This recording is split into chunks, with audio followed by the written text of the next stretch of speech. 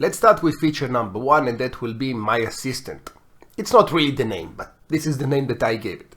When I'm getting, let's say, a valuable lead, I will try probably to get some information about it. I can do it myself, or I can ask my assistant, and she will go online and grab some information about the lead before I contact the lead.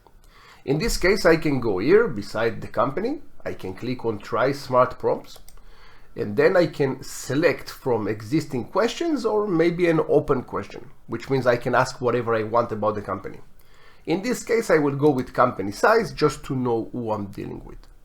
And here you will see that 181,000 employees working in Microsoft, small company. And let's say that I also now would like to know who is their CEO.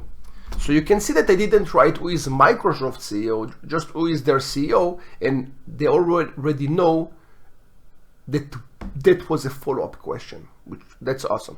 Okay, so I know also their CEO, and obviously you can ask more questions. So it's very, very cool. So this is feature number 1.